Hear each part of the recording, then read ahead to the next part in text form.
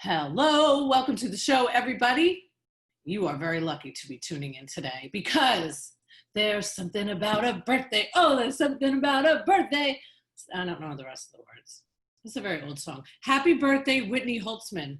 Thank you so much. It's an honor to be on your show on my birthday because for anyone who knows me, I go all out on my birthday. It's my favorite day of the year. I just think you get one day to do everything that you want to do. And I look forward to it all year, and I get so giddy when it gets here, and I just always have such a dream day. So there's nothing I could imagine doing more than being a part of your show to make my birthday extra special. And in fact, when I worked at VaynerMedia, your birthday was a holiday there. So that's how I knew I had found my right company at the time. What do you mean? I meant that similar to Christmas, New Year's, Thanksgiving. Oh, your birthday. I thought you meant my birthday was a national holiday. It is. I mean, we all celebrate it as such, but what I meant was each employee's birthday was considered an extra holiday at VaynerMedia. So I was like, that is the company for me, because some people don't care too much about their birthday. It's just another day in their lives. And for me, it's like my one day when I'm on cloud nine and happiness, and I just live in a dream, but reality. And so a birthday's a big deal to me. And I just feel really grateful that I get to be on your show on my special day. And now I'm really grateful because last year, this is how, what a difference a year makes. So last year we went to Cafe Pont to eat, me and you. We like to eat. And we didn't have to wear masks or sit 6 feet apart, and we could just go to a restaurant and life was normal. And Cafe Pont has been shut down. For good? For good. What happened? COVID-19. So disappointing to hear. I guess maybe after we were there, they were like, there's no way to top these two, so why even exist? Exactly. But I am sorry, and I'm sad for all of the establishments that are in the toughest situation during COVID, and it's going to be really tough for them to rebound because of it. Yeah, well, I think that they're going to open as something else, which would be nice, because they were like a real staple in the community. But we have so much more to talk about than Cafe Pont today. We could talk about it the whole time because it speaks to the kind of person you are, the number of friends you have in your life, and how many people you know, and still every year you took me out to lunch for my birthday. Well, I adore you, and we could talk for 7 hours straight about nothing. Important things and nothing. But today we're going to talk about this incredible book that you wrote.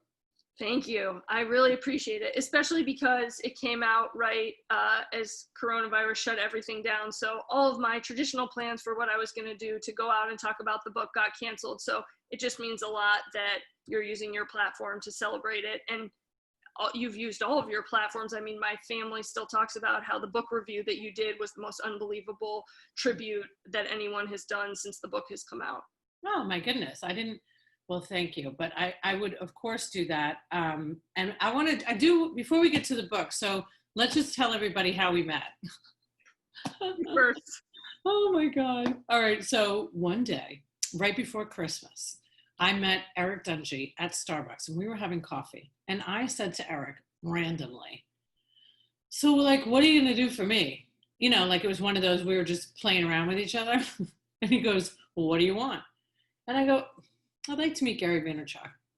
So he takes his phone and he goes like this. And I'm like, are you texting Gary? What are you doing? He's like, oh, my friend Whitney used to work with Gary. And I was hyperventilating in the chair.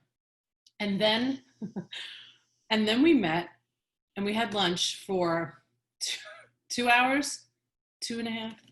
Yeah, we went to Brio at International Mall. Yes, we did. Right after I had a client meeting. And we just talked and talked and talked. And then you magically got me this VIP ticket. And before you know it, I was meeting him. Yeah. And meeting Gary Vaynerchuk and talking to him on the same day that my cat was eaten by a coyote. I try not to laugh every time you say that because it's so it's not funny, but it's hysterical. But who shows up to an event is like, you'll never believe what happened earlier. A coyote ate my cat. It doesn't even sound real. It doesn't sound real, but it happened. It was such extremes from sadness to happiness, both ends of the spectrum in one day. It was a lot of emotions. There was a lot of emotions. And then Whitney had an entire row of people that loved her. at the Tampa Theater, and I got to meet your mom. That was the best part. And I still look back at that picture and smile. And every time I bring up your name, I'm like, Sharon is the one who found you at the Gary Vee event and hugged you and said, "Are you Whitney's mom?" and sent me a picture. And I'm pretty sure it was the best day of her life because she's a lawyer. So she doesn't have any sort of public fame role. And it was like, oh my God, you made Whitney. She felt like such a rock star that someone like recognized her, knew who she was in public. I was so happy to meet her. Well, I've heard so many great things, and one thing is for sure, you and I both are very blessed in the sense that we come from really great parents. We talk about it all the time because it made the biggest difference in our lives, and realize people come from a lot of tough circumstances and they don't get to pick who their parents are. I think we just count our lucky stars every day that our parents were supportive, that they're still together.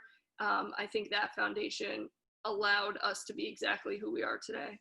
I couldn't agree more. We learn from the best. So let's talk about your book. You are the first you. Look at all that sparkle right there. What a pretty lady. And on back. I knew the publishing company was a good fit for me because I wrote them and I was like, the title, it has to be You Are the First You. Like, that's the only thing that feels right. And I would like a lot of glitter on the front cover. And they were like, we think that would be beautiful. Like, instead of telling me I'm a crazy person or that won't work, they just totally supported my vision. But that's why the book is very me. I will tell you that this is probably next to the book Never Eat Alone by Keith Ferrazzi, who I just talked about that book with Joe Part.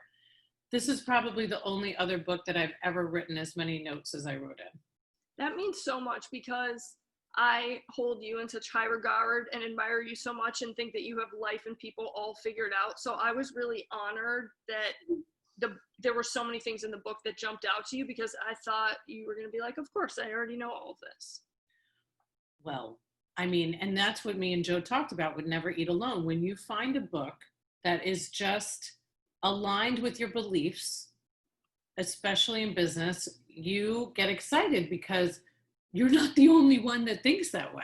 So right. Everything that you had in here was just so right on. So I want to put you on the spot and I want to read a few passages and I want you to share a little bit with the audience about what was going on because I know I don't remember half of the things that I wrote in my book. So this is really putting you on the spot here. Next. So you realized it was a safety issue and a human one. That was a big lesson for me. Safety is always first. So if you're ever worried about your security, absolutely speak up. Your employer likely wants to do everything possible to help you. So I wrote in my note, it says something in your company, speak up, right? That was my little note. I find that so many people today, when something is going astray or awry, that they don't speak up. They just gossip about it. And I found it very refreshing to see those words in paper. So can you talk about that moment for yourself? Sure. And by the way, it's definitely not easy. So I understand why people don't follow through because it was very scary for me. But at the time, I had just gotten a job working at Major League Baseball, their MLB.com offices, helping to run their social media. And my hours were from 6 p.m. to between 2 and 5 in the morning. And we were getting paid not a ton, as sort of an entry-level position. But when I would leave at night, I would pretty much have to take the subway. I couldn't afford a cab nightly myself. And there were sort of no protocols for transportation when you left at that hour. Our department was new at the time, and a lot of the people who probably would have made those decisions worked during the day. So they didn't realize we were leaving at those hours. And for me, I'm not from New York, but, and I don't know if that would have made a difference, but in general, maybe if you're a guy, not to stereotype, you feel a little bit better about taking the subway, but I can only speak for me as a woman leaving at 4 in the morning. I was terrified every day getting on the subway. I did not feel safe. So, and my parents agreed that it wasn't a safe situation, and they were the ones who really encouraged me to speak up, and they didn't think it was overstepping my bounds by bringing my issue to the company's attention. And I think in truth, they probably didn't even realize it was an issue because they weren't seeing it right in front of them. I was leaving in the middle of the night. So if I didn't speak up, you don't know that your company is choosing to not pay. You don't know. I mean, you have to give it a shot to bring it to their attention. So I went to my boss and I said, like, this is really scary for me to leave at this hour. And long story short, they ended up getting a rule approved that if you took a taxi home, you would get your expenses reimbursed. And it seems to be that rule is still in place for people who leave at night. So I was able to actually help put a lot of other future employees at ease and look out for them without realizing it, which is something I'm really proud of now. But I remember how many days I just kept quietly taking the subway home because I was really scared of the ramifications, or to seem like I was entitled for speaking up so early on in my job. Kudos to you, girl. Thanks. If we don't speak up, well, and it's true, because a lot of employers just don't realize that there's an issue until it's picked up. So, yeah, they wanted to help and they made it right, but that's probably not always the case, but you don't know if you don't say something. And I ended up being there for 2 years, and for the rest of the 2 years, I got to take a cab home. We don't even know how much that saved me from being able to have the taxis covered. And for all future employees, they never had to worry about it, which made me feel really good. That's amazing. So one of the points I should mention about this show in particular, I really, it's all about healing and helping people. And when I have people like you, Whitney, that can really help somebody who maybe lost their job or is just out of college or in college even and looking for a job, especially during a flippin' global pandemic and some racial unrest thrown in, what are the things that really have to be done in order to separate yourself amongst the hundreds of thousands of people that are looking? So the next note I have is accept responsibility. So there's this really great line that you wrote: being a perfectionist, I used to dwell on the mistakes I made and they would eat me up inside. I learned that it's so important to be accountable and accept responsibility and then correct the issue as quickly as you can. I also did my best to not let the mistake eat me alive for days afterwards. This I love too, because I've always said to anybody I employed through the years that your best bet is to just come clean. I made a mistake. We're all human. Accept it and move on. And to see you at such a young age recognize that that was just going to help you thrive throughout and then eventually become your own business owner, I think that's great. So can you speak about that as well? Sure. I remember what prompted that story when I was at MLB. We covered all of the games that were going on for the team's social media accounts, and we would post some of the content and the teams would post some. And there was an Orioles game where I posted the wrong score on a tweet, and there was a lot of it. I ended up deleting it quickly, but once it's already out there, obviously the fans saw it. And I think I tweeted that they won or lost, I can't remember, but when the game ended, it was an opposite result. So someone ended up getting fired at the company. I mean, the whole thing, it was a simple mistake that anyone could have made, and there probably weren't the proper protocols in place to check it out. I mean, we were all moving so quickly. It was a lot of pressure, but you can't make those kind of mistakes for anyone running sports social media accounts. So I knew I messed up. I wanted to take whatever responsibility and deal with whatever the ramifications were. I knew that I was the one who was responsible, and so that meant I had to deal with the consequences. And I think owning up to that is really important. You can't hide behind and deflect and blame other people. I think that you don't get very far in life. I think karma works itself out, that if you own up to your mistakes, you're better off in the long run. Mm-hmm. And I remember that I just cried day after day because I was so upset. It was such a big, high profile mistake, and it felt career ending at the time. And that pressure and that anxiety completely overwhelmed me. And then it got to the point where it's like, whatever is going to happen with this is going to happen. And it's in the past, and me continuing to feel this way is just not healthy for me. And there's going to be other mistakes in life, and I can't react this way. I have to just move on and say, I kind of started to say, look, we're not doing brain surgery. No one died here. So in the scheme of life, this is upsetting. It impacts my career, but there will be life after this moment. Amen. So I have my UPS sticky notes, and I don't know why I don't have one here. I wrote yes in big letters with an asterisk. So I'm going to just read what I wrote yes about. So this is when you were about to work for Gary Vaynerchuk, I assume. So he then forwarded it to his HR department and interview was arranged. Fun fact. So this was great, your fun fact. Most companies have the same email format for all their employees. So if you can find one email address, a PR, media executive, or HR contact at the company, you can probably figure out the email address of the contact you're trying to reach.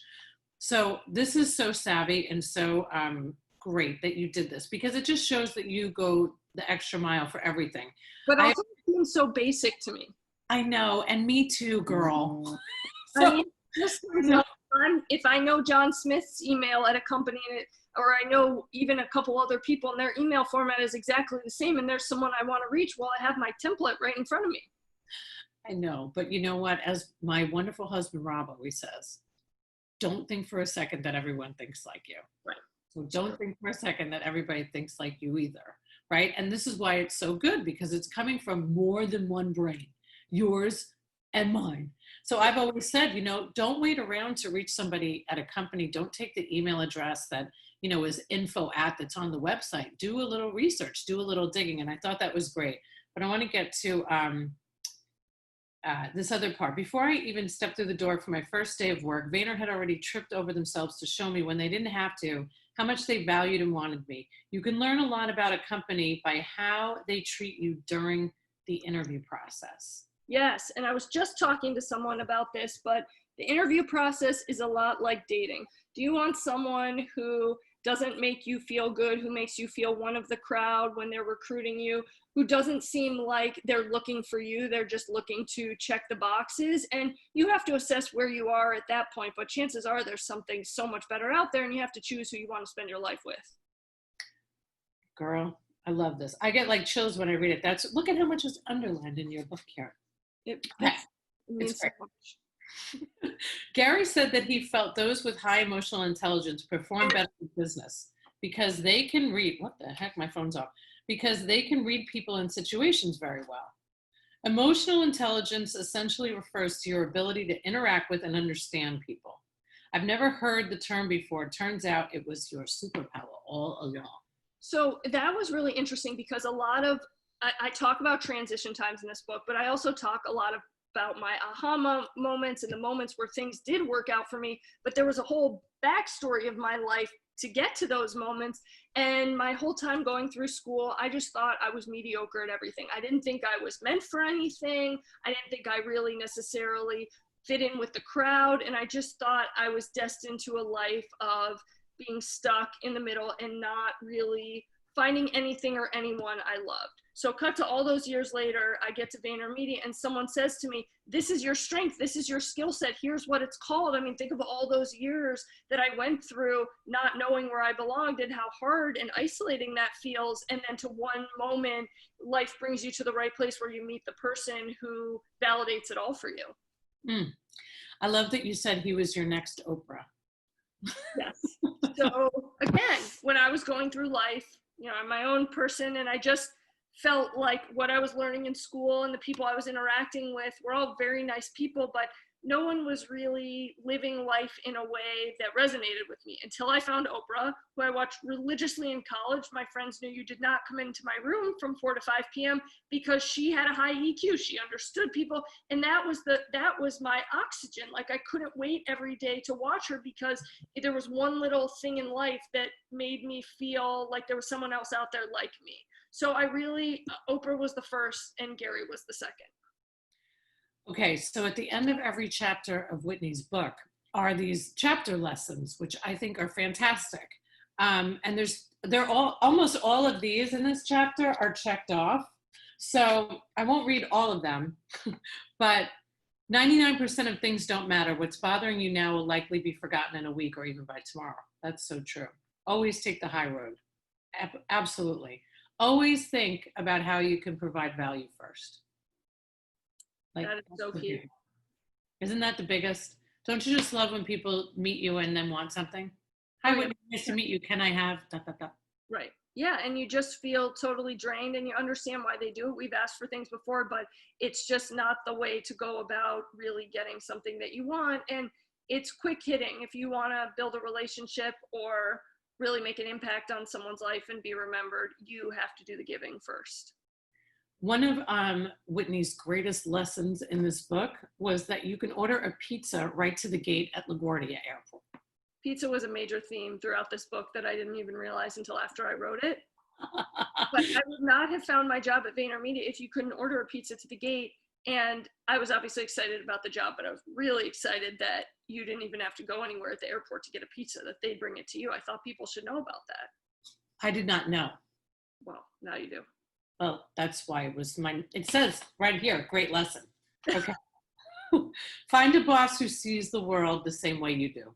Oh my gosh, this is everything. And it's like I said, working and interviewing is a lot like dating.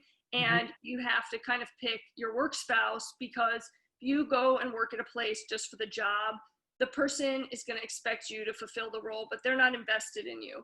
But when you work for someone who picks you and who you see the world the same way, they're going to support the person that you are. And if you have to fly home for a family emergency and you've picked a boss that doesn't prioritize family, you're going to have to choose between your family and your job. I just don't want people to have to be in that position. So I think if you can start out by picking a boss who is similar to you in terms of how they view the world, that you're going to feel comfortable being yourself, and there are going to be endless opportunities for you because they're going to think of you first.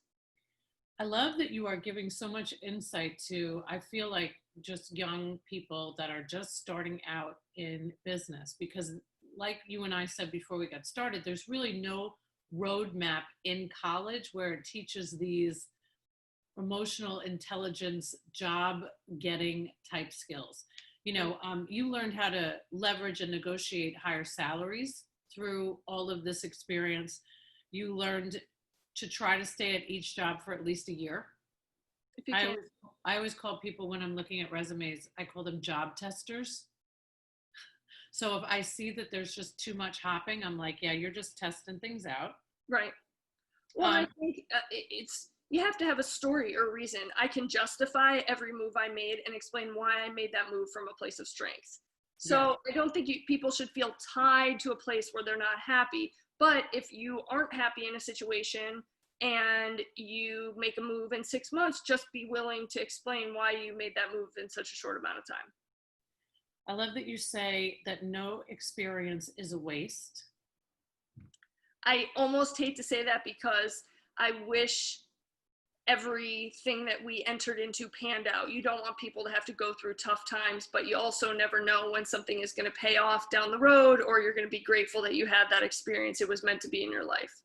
You have to trust that you're where you're meant to be, and that life has a way of working out for the best. I love that you talked about the worst period in your life. One of them, right? We'll have many worst. I've had many. Yep. And that at your mom's suggestion, who we love, Mom, you dragged yourself to a therapist. I obviously just scratched the surface compared to your book in terms of talking about mental health. You're the real hero for really diving in deeply and telling your own story and all of the lessons you put in there in terms of mental well-being, physical well-being, to help people, because that's the most important book that could be out there. But I thought it was important to put in my book because there's just a lot of things, whether it's relationships or mental health, that we don't learn in school.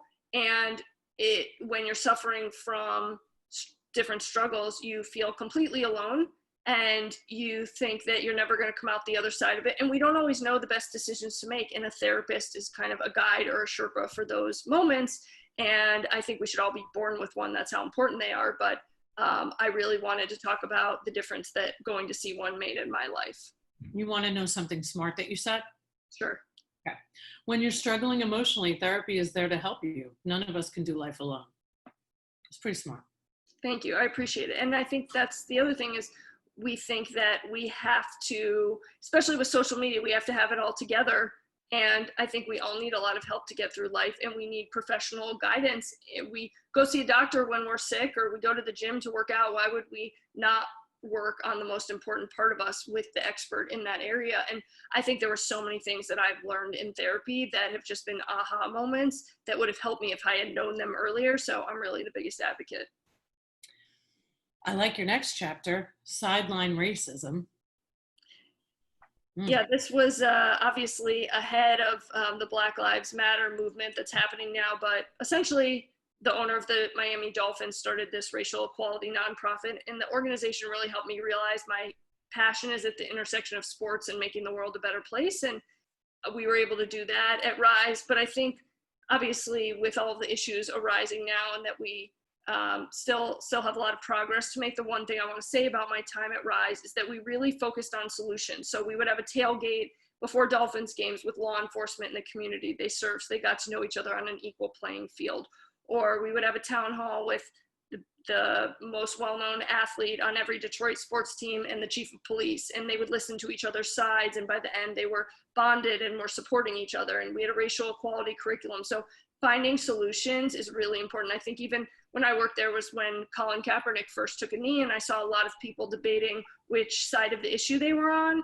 And I think it's good to have those conversations and know where you stand, but we don't make any progress by just jumping into the conversation. I think we can all agree there's an issue, and how can we come together to help with that issue and make the world a better place. I have written on page 87, my fave. So I'm going to read you my fave. I can't wait. Here's the thing about me. Even when there is no hope and I am at complete rock bottom, I still don't give up.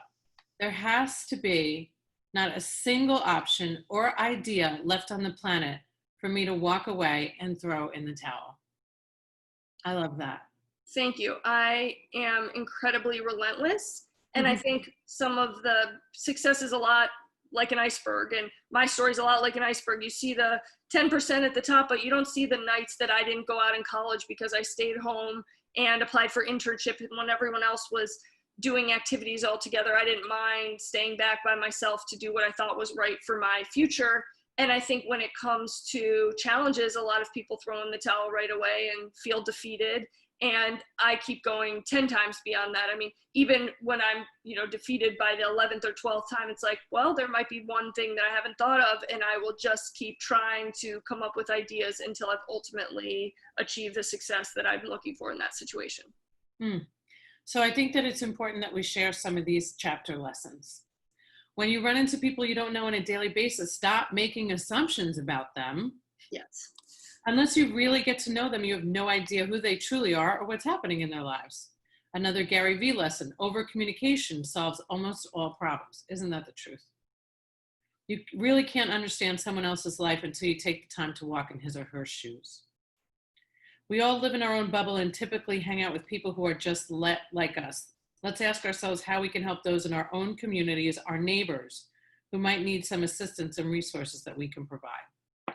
So, I love this part, especially because I can talk about this when it comes to racial inequality, when it comes to mental health stigma, when it comes to anything. You could relate this to any topic about really not understanding until you have a personal experience with it. And I was just talking about this with Dr. Laura earlier today, that, well, it starts with our own community where we should be doing the work. It's like David Houle, who's my friend, he's a futurist, and he started CNN and MTV. Wow. And now, his speaking at NASA, he's all over the world. And one of the great things about him that he talks about the most is talking about changing the earth. I want to save the earth. Well, we really can't save the earth, one person, but we can do our part, right? We can do our small part in our community, doing little things, right? I was talking to you about how I went to the protest on Friday. I'm wearing my Black Lives Matter Ally t-shirt today that I'm very happy about, that I got at Amazon. Feels like my birthday, not yours.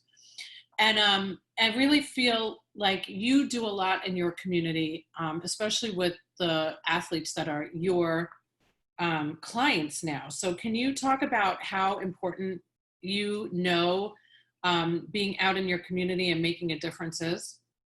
Yeah, it's It's essential, but I think more so than just being out there, a lot of people just tend to hang out with people who are like them, and we go through lives in our own bubble, and so we make decisions that affect us on a daily basis. But we have to remember there's other parts of our cities where our neighbors live, and we don't often think about them, but they have needs, they have struggles, and there's a lot of people in more privileged areas that could help the ones in less privileged areas, but they don't want to go there because it isn't safe.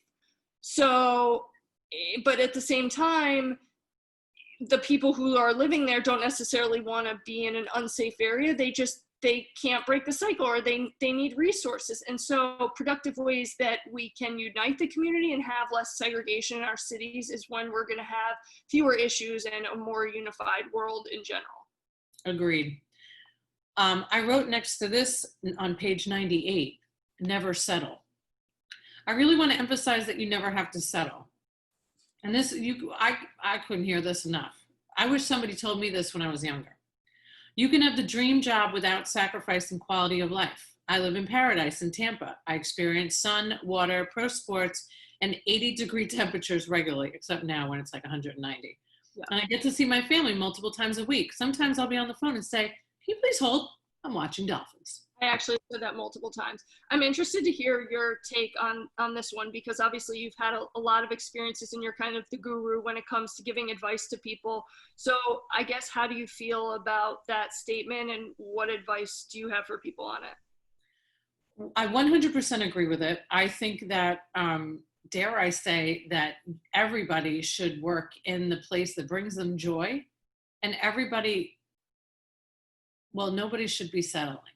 So I think that for me, just like I believe I got a sense from you, it was very important, where I underline here too, every person is somewhere on the mental health spectrum, and the more work we put in to improve our mental well-being, the healthier we will be. Well, that's not just in life, that's in business too. So if we thought about all the things that we've discussed today as simple as the interview process, like if somebody at the interview is not making you feel welcome or treating you well, you don't have the great vibe inside, you should take that sign and run with it. You don't have to settle because they're making you an offer that you can't refuse. You can make that money anywhere because you are the first you. Yeah, well, and I think that moment comes back to after I'd graduated college, and Tampa was smaller at the time, but there was this mentality that you had to move to a different city to really get a dream job. And for me, I looked around and I was like, wait, I really like it here, and my family's here. Those are the people that I love the most and really want to spend time with. And why do I have to go somewhere else to work? Like, why can't I have all those things in one place? So I took a little bit of a circuitous route, but I ended up here. And once I landed back here and was able to start my company, I was like, wait, you really can have everything you're looking for. No one could have predicted my path or said, here's a template for how you do it. I had to figure it out myself. But I really wanted people to know. I mean, when I worked for those companies in New York, we were working with a lot of major athletes, and I thought I had to be tied to them to have those experiences. And then I got here and started my own business and still had those relationships with the same caliber of athletes, but I didn't have to be somewhere else at some other company to make it happen. Well, I agree. And I also feel like if you are somebody that maybe even suffers from mental health issues, for me, I had to be around sun and water, just like you wrote about. I had to have the aesthetics outside to match how I wanted to feel inside. Yeah. So I think that you bringing that out is really important. You know, success to me is not defined by a dollar. It is defined by my happiness and how good and peaceful I feel. And freedom, of course, being the number one thing. I mean, this is pretty freeing for me to be able to sit and talk to one of my dear friends on an interview. Yeah, I feel like that we're both living the dream, and we were able to do it on our own terms of what makes us happy. And I agree, success equals happiness. And it's funny that you mentioned the sunshine and the water, because obviously growing up here, those are the characteristics of a city that I really like. I want to be in a place where I'm not cold. I hate being cold. Like, I'm miserable when I'm cold, and I love being around the water. It does wonders for my well-being. And when I was looking at colleges, one of the factors that I said I wanted was a place that was in warm weather, and people are like, that's not a reason to pick a college. I'm like, but for me it is. For me, that mattered because I'm not happy when I'm cold, and I couldn't picture being in a freezing cold dorm, and I get sick easily. And so that was something I cared about early, and I don't think enough people talk about the quality of life aspects of where they're going to be living. We're going to go a little longer than these other episodes I'm doing because I think it's too important. Are you okay with that? Yep, totally fine. Great. Surround yourself with authentic people. Okay, this is your chapter name is, I believe it's Energy Suckers. Hold on, Energy Vampires. I knew it was close. Yeah. I like that better. Okay, let's see. I wrote, yeah, this is a tough one. So what did I say that about? People are their actions. So regardless of what people tell you, what do their actions say? Yeah, that's a big one, right? Like Maya Angelou, my favorite. And I think probably if you love Oprah, a favorite of yours too. Yes. People will show you who they are. I can't believe it's my favorite slogan. Wait, it's the first page of the book. Just flip to the book. No, because I love this one. Oh. Who will show you who they are? You have to believe them. I can't believe I can't quote it. People forget what you said, they'll forget what you did, but they'll never forget how you made them feel. That's another one. That wasn't the one I was referring to, but yes, that is true. When people show you who they are, believe them the first time. That's it. That's also true. Right. So that's, energy vampires. You really have to be careful of the people you surround yourself with. We are still learning that lesson. We will probably continue to learn that lesson. It is an ongoing life lesson. But when I see crazy today, I cross the street. Right. I think that's a good way to be. And to know that, I always say also 0% toxicity in your life is necessary for you to be happy. And so sometimes you have people surrounding you now that are bringing you down and they're not adding to your emotional bank account, and it's hard to get rid of them. But once you do, it's addition by subtraction. And so those people who are energy vampires, you have to learn how to punt them out of your life. I hate small talk. Yeah. Whitney and I agree about this. I don't know how to talk about the weather. I physically cannot do it. Well, this is how it goes for me. On Mondays, everybody goes back to work and it's like, that forced, how was your weekend? So yeah. I usually say something like, all right, let's, we're just going to skip over that whole weekend thing. Let's talk about what we're going to do today in business. Yeah. I text back, people say like, how are you? Or what, general, I'm like, what do you want to know? It says that in the book. Yeah, I need you to cut to the chase. It's all about eliminating toxicity. Yes. I actually need quite a bit of alone time and am an introvert in a lot of ways. So that's me too. And hence another reason why I identify with that so much. How important is your alone time to you? My alone time? Yeah. Extremely important. I just feel like because I am the first me, you're never going to meet people around you who are 100% you. And so for me, in order to refuel, to be able to give to all of the people in my life, I need the time to do the things that make me happy and to feel like I have filled my tank back up. Because if I don't get that, I never felt like I got to live the day the way I wanted to, or to do what I needed to do for myself. You can't give to others until you've worked on yourself and done the things that you need for self-care. Amen. So many people are focused on networking up, but networking to the side is just as important, if not more important, as people want to help out people they like. So I even hate the word networking because it feels like forced sucking up for your own benefit. And I don't think that's how anything's done in life. Like I said, the book is all about authenticity, and it's about natural relationships, and people are going to help you who care about you and believe in you.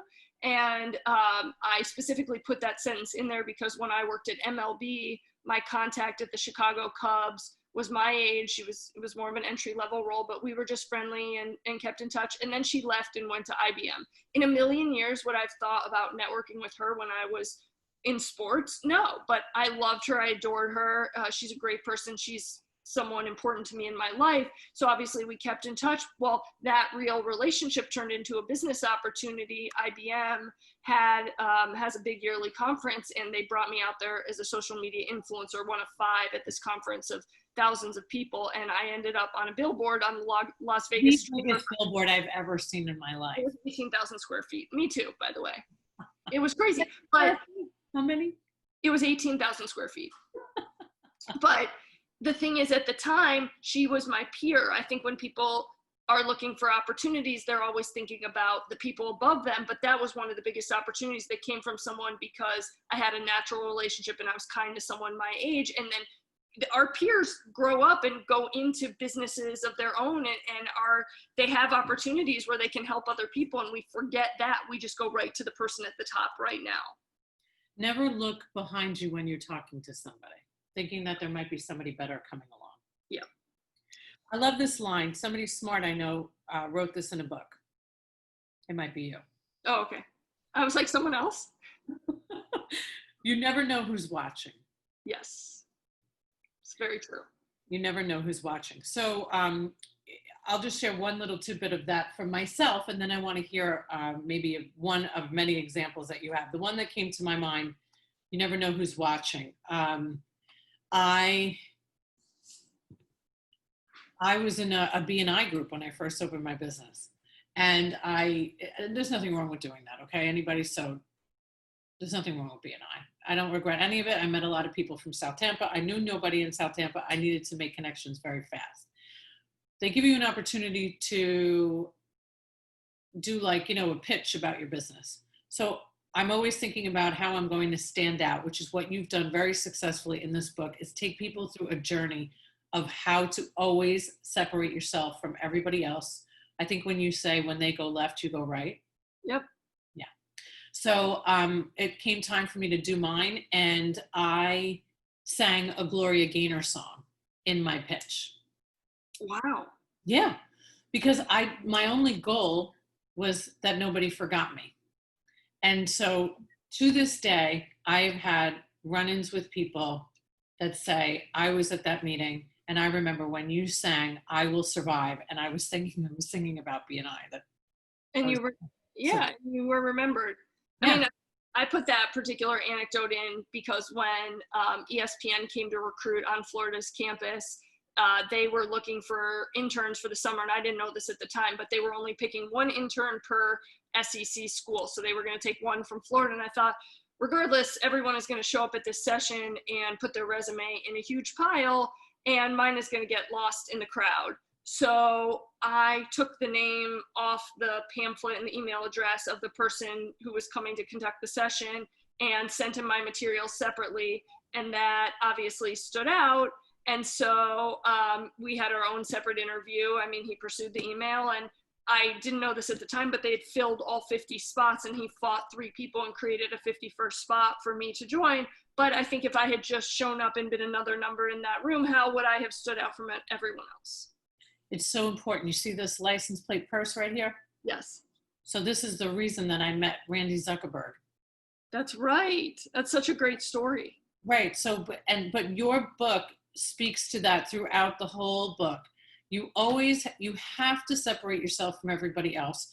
And especially now, right, Whitney? I mean, think about how many people are looking for a job. Yeah. Or want to leave their job because they hate it. Right.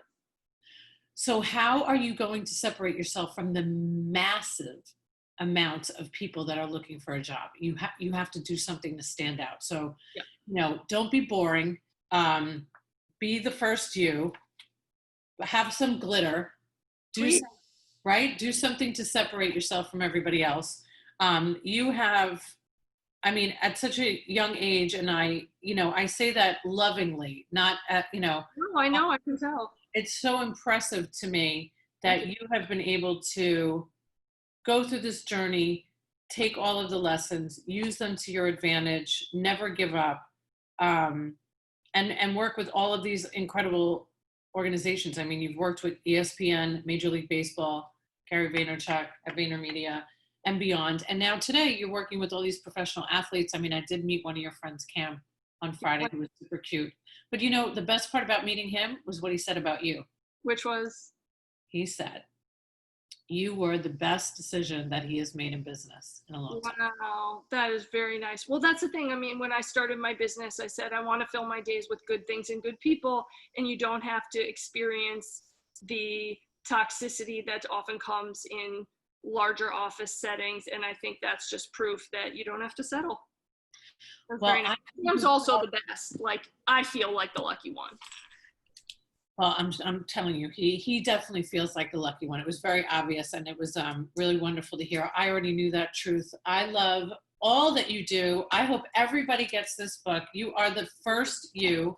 You will always be the first Whitney to me. Forget about Whitney Houston. I mean, you have little different qualities in you that, you know, you're pretty damn good at this whole business thing, Whitney. But I would assume that you learned a lot from your mom and your dad and your brother and everybody else that has surrounded you, and you took it and you ran with it. So you made the success happen. You didn't wait for anybody else to do it for you, and I'm super proud of you, especially on your birthday. I appreciate that, and what a special way to celebrate it. Kind of like your birthday, you reflect back on all the years until this point and you look forward, and I feel like nothing could have made me feel better about the journey I've had and being at this point than being able to talk to you. And you've been one of the most major highlights of my whole business journey, was getting to know you.